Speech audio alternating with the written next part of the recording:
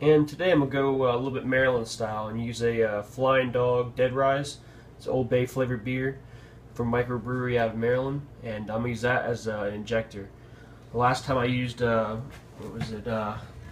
liquid smoke and then apple cider vinegar, but this time I'm going to go a little different. See how this tastes, give it a nice little rough taste to it. So, go ahead.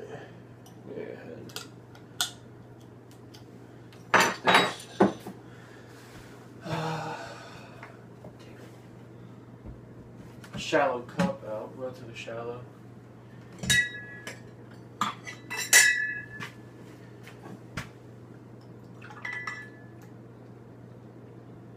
It's kind of a darker beer. I guess this would be classed as a probably like an IPA. I don't exactly know. Not the best beer connoisseur, but either way, it's got definitely some strong flavors. It's 5.6% alcohol by volume. But go ahead and fill my needle up, my injector.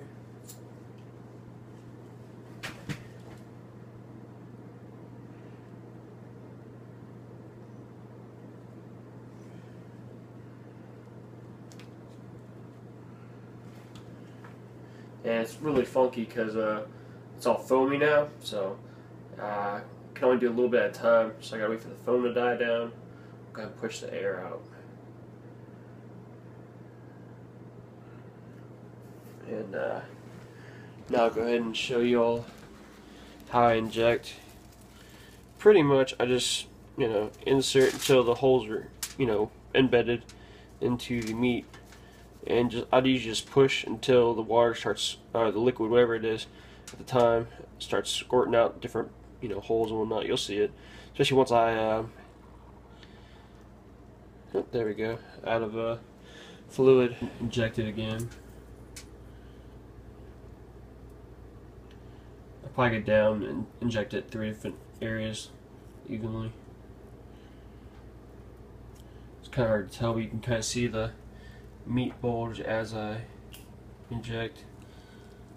It's starting to bubble out. But you can tell it's very hard to work with beer like this because it foams up as you fill up the needle reservoir. Look at that. Yeah. All that flavor just pouring out. So I've gone ahead and I finished injecting the loins for now, at least, with the Flying Dog Old Bay flavored beer. This wouldn't be a cooking video and or a Flying Dog related video without giving a shout out to my buddy Samuel. He is a big culinary guy, and also he happens to work at the Flying Dog Brewery in Maryland. So shout out to Sam, and he's probably going to be calling or texting me after he sees this video and tell me how I handled my meat wrong and this and that, but it's all good, Sam. But go ahead and then next I'm going to I'm going to top it off. Last time I did jalapenos and apples, and now I'm going to do sliced mushrooms and jalapenos. Simply because that's what I have in my fridge, and I'm just kind of flying by the seat of my pants. So let's go ahead and do that now. Alright, so now I'm just going to take these jalapenos that are out of my garden actually, and I'm just going to slice them up with a set of kitchen shears. Just slice them up like pretty basic, right, like this, as you see, just so I can lay on the meat easier. I ain't dicing them up, doing nothing crazy. So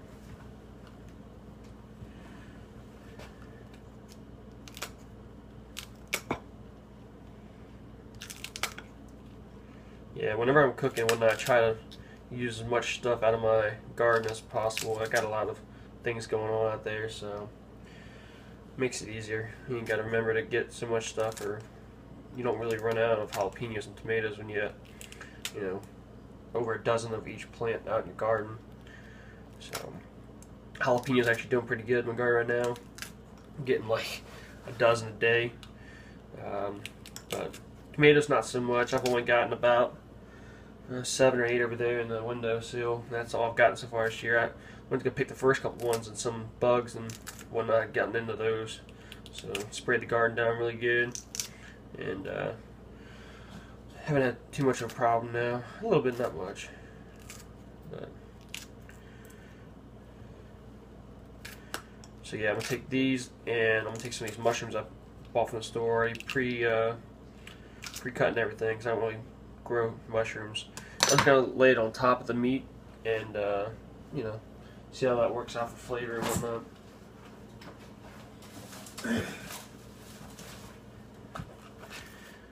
Here are the mushrooms I'm going to use. They are sliced white mushrooms from Wegmans. Yep.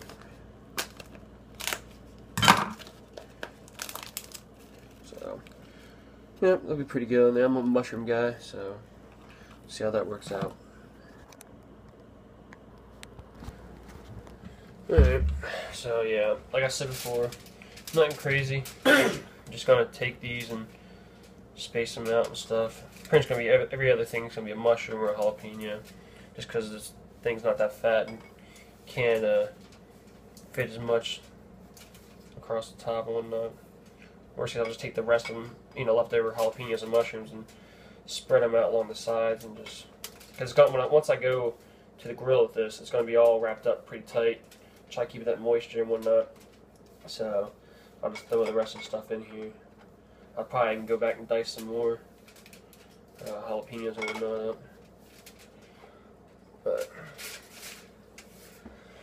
so that's it for the jalapenos right now. Just gonna throw some mushrooms on here. Nothing crazy, like I said. I ain't no freaking chef. I'm literally just some guy throwing some stuff together.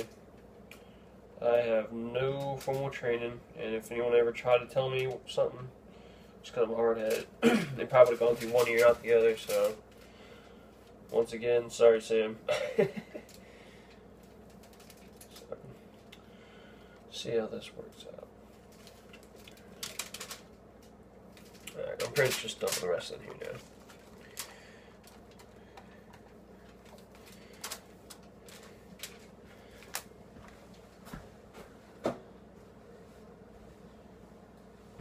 So for now, pretty much I'm going to go ahead and wrap this up as is.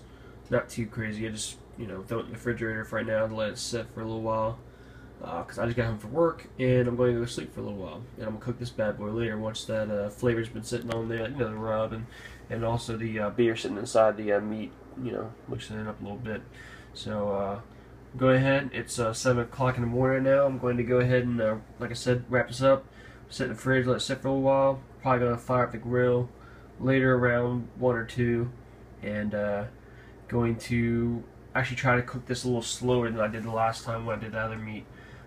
Maybe a little slower and a little bit, you know, a little more through actually. Not that there's anything wrong with the last one. I just wanted to see what this will be like. I'm just experimenting, like I said. So go ahead and stay tuned. Alright, so I let it sit for 24 hours in the refrigerator. Let it really get those flavors through and through. And now I'm going to go ahead and check on it real quick, and then I'm going to throw it on the grill and try to smoke it some. So, see how it looks. I had it wrapped somewhat tight.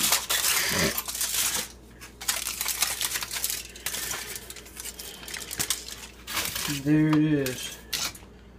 Not too bad looking. So, see all the juices down there in the bottom part. But looks like it'd be pretty good once we're done with it. What we'll do is I got the coals already going. So what I do, people do it different ways. What I do is I put all the coals in there, and I take a fire starter that you use for campfire, and I light a small bit of it, and I put it down there underneath of it. The fire naturally obviously burns up, and it burns the coals all the way through, starting from the bottom all the way through up to the top, and it gets it all nice and red all the way through. So that's how I start my coals. And I just wanted to come back and actually show you, I decided to put a layer of bacon on there. I took a pack of bacon, sliced it in half, and just took the ones from one side and just kept on crisscrossing them across the meat. So just another thing to give it some American flavor. Alright, so I got the coals going over here, and I got some, let me see what this is. I got some Weber cherry fire spice wood chunks. So that one I put on there dry, but I got a bucket of them right here soaking in water so they burn a little slower and whatnot. But this is how we got the fire going right now. Alright, I'm gonna go ahead and just lay the meat on here. Put it down. And Gonna try to move it a little bit farther from the fire. Turn it that way. And here we go.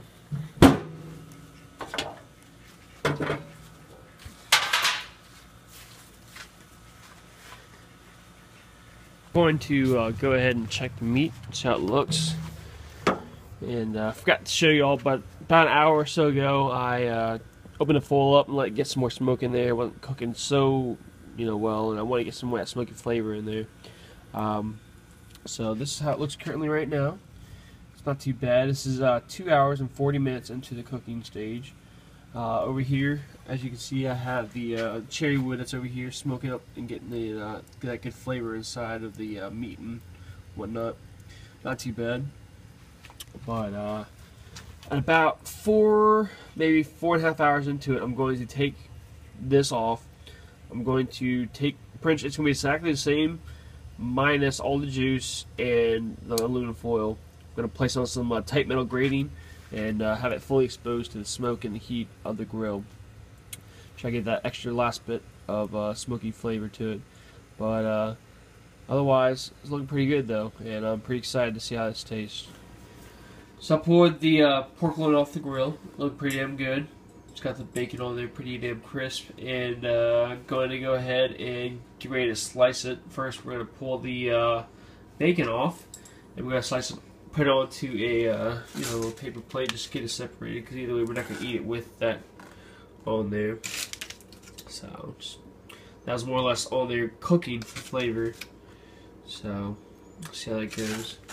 All the bacon's over there. I'll eat that in the morning for breakfast, and then we're gonna take the meat and everything and press it onto, or take it off and put it onto the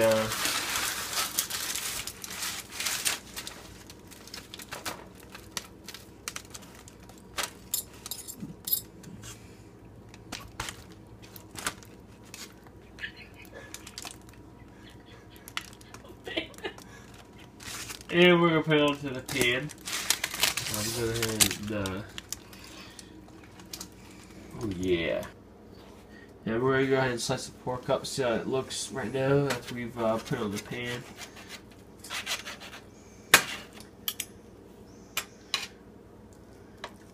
And Vanna White here showed me that this pork looks pretty good. Let's show how it tastes too next. Alright, I'm going to try some of this jalapenos. I'm going to grab some jalapenos and mushrooms and whatnot. Try with the pork.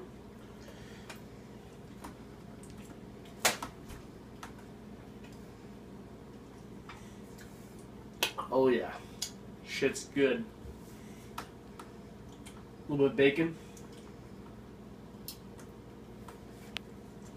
Even better. America.